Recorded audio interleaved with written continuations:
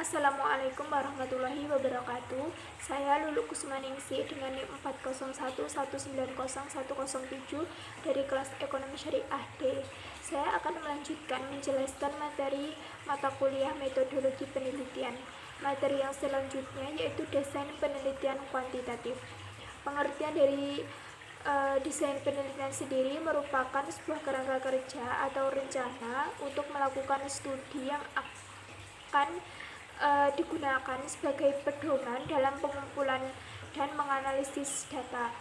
Jadi yang dimaksud dengan desain penelitian yaitu sebuah rencana untuk melakukan studi yang akan digunakan sebagai pedoman dalam penggunaan pengumpulan dan untuk menganalisis data. Selanjutnya yaitu langkah-langkah pemanfaatan penelitian kuantitatif. Yang pertama, peneliti mengambil beberapa teori. Yang kedua, peneliti merumuskan hipotesa penelitian yang berasal dari teori. Yang ketiga, peneliti mengoperasionalkan konsep-konsep atau variabel-variabel dari teori. Yang keempat, peneliti menggunakan instrumen untuk mengukur variabel dalam teori. Selanjutnya, metode tahapan pengumpulan data dalam penelitian kuantitatif yaitu yang pertama wawancara. Wawancara di sini terbagi menjadi dua yaitu wawancara terstruktur dan wawancara tidak terstruktur. Kemudian memberikan sebuah angket. Yang ketiga observasi. Materi selanjutnya yaitu desain penelitian tokoh. Pengertian dari studi tokoh adalah pengkajian secara sistematis terhadap pemikiran atau gagasan seorang pemikir muslim keseluruhannya atau sebagiannya. Adapun kriteria dari tokoh yaitu integritas tokohnya, karya-karya monumentalnya, lalu tokohnya diakui secara mutawatir, kontribusi atau pengaruhnya bagi masyarakat. Selanjutnya yaitu pengenalan tokoh. Yang pertama latar belakang. Pada latar belakang ini terdapat dua yaitu internal dan eksternal. Internal di sini meliputi kehidupan pribadi, pendidikan, pengalaman, serta perkembangan pemikirannya.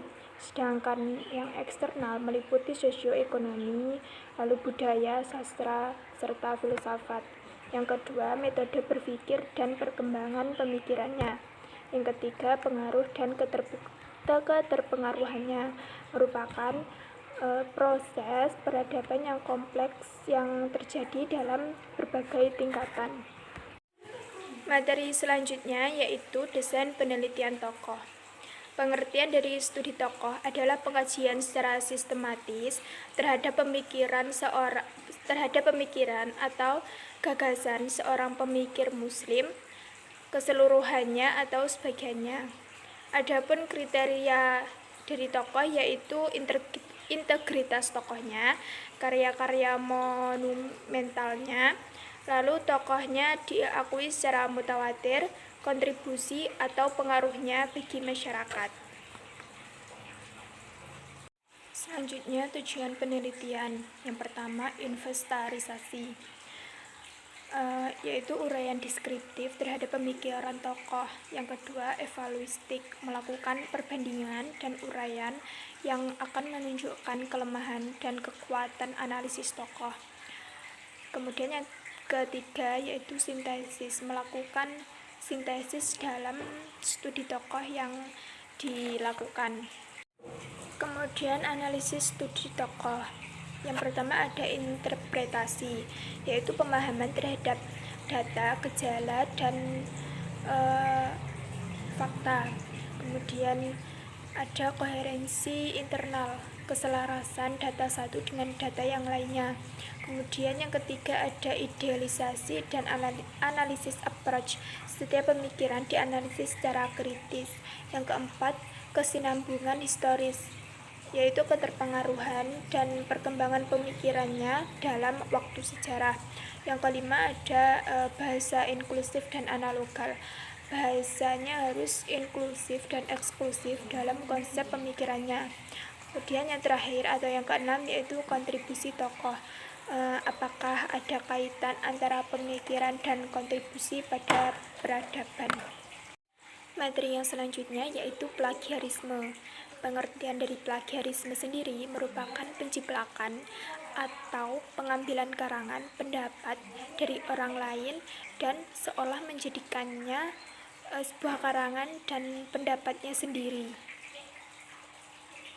Selanjutnya yang tergolong dalam plagiarisme yaitu yang pertama mengakui tulisan orang lain sebagai tulisan sendiri, yang kedua mengakui gagasan orang lain sebagai pemikirannya sendiri, yang ketiga mengakui temuan orang lain sebagai kepunyaannya sendiri, yang keempat memparafrase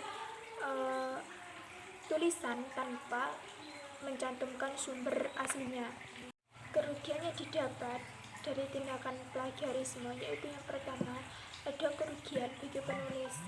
Usaha yang dihasilkan dalam menulis akan menjadi sia-sia.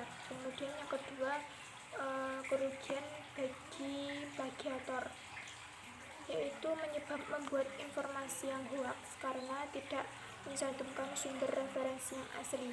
Kemudian yang ketiga ada kerugian bagi para pembaca. Para pembaca akan tertipu dengan informasi yang telah didapatkan. Sekian pembahasan materi mata kuliah metodologi penelitian dari saya. Jika ada kurang lebihnya mohon maaf. Wassalamualaikum warahmatullahi wabarakatuh.